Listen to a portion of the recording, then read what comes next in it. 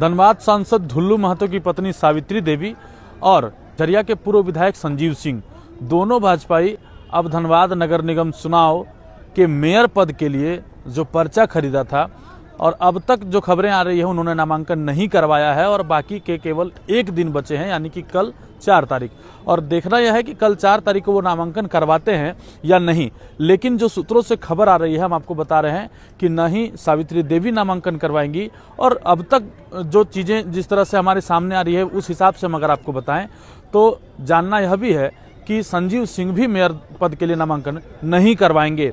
तो ये बड़ी खबर 11 स्कॉप्स के माध्यम से हम आपको दे रहे हैं और विश्वसनीय सूत्रों के आधार पर हम आपको बता रहे हैं कि संजीव सिंह और सावित्री देवी दोनों भाजपाई जो है और दोनों एक जो है दिग्गज माने जा रहे थे, दिग्गज प्रत्याशियों में से एक माने जा रहे थे। और ऐसे में दोनों लोगों का बैकफुट पे होना कहीं न कहीं भाजपा समर्थित जो उम्मीदवार हैं संजीव अग्रवाल, उनके लिए एक मील का पत्थर साबित होगा और उनकी जो लड़ाई है वह अब और भी मजबूत हो जाएगी। जैसा कि हमने कल आपको दिखाया था, सबसे पहले हमने आपको खबर पहुँचाया था कि जो पूर्व मेयर रह चुके हैं चंद्रशेखर अग्रवाल धनबाद से, उन्होंने झामुमो का दामन थाम लिया। और आज उन्होंने 4 फरवरी को होने वाली जो पूरे कार्यक्रम है उनका न सिर्फ केवल आकर के वहाँ कार्यकर्ताओं से मिलन किया और एक तरह से जो है जान पहचान जो है गेट टुगेदर किया, साथ ही 4 फरवरी को होने वाले कार्यक्रम का निरीक्षण भी किया उन्होंने। और 4 फरवरी को हेमंत सोरेन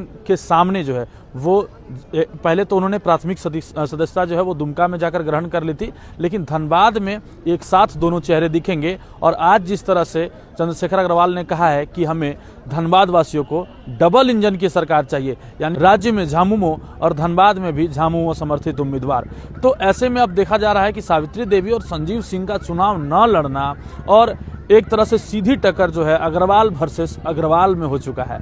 और अन्य जो प्रत्याशी हैं वो भी प्रबल दावेदार हैं, जैसे कि अभी अगर बात करें तो वीएचपी के जो प्रत्याशी हैं विश्व हिंदू परिषद के, उसके अलावा और भी जो अन्य प्रत्याशी हैं। लेकिन जनता का जो रुख है वो कहीं ना कहीं इन दोनों के बीच ज़्यादा दिख रहा है। तो ऐसे में अब देखना यह है कि इन दोनों की लड़ाई में विजयी कौन होता है या फिर तीसरा कोई बाजी मार जाता है, यह बड़ा दिलचस्प होगा। लेकिन तमाम अपडेट्स हम आपको 11 स्कॉप्स के माध्यम से देते रहेंगे, लेकिन तब तक के लिए आपको इंतज़ार करना पड़ेगा और देखते रहना पड़ेगा हमारा यह खास कार्यक्रम नगर निगम चुनाव की। हम हर एक अपडेट्स को आप तक साझा करते रहेंगे।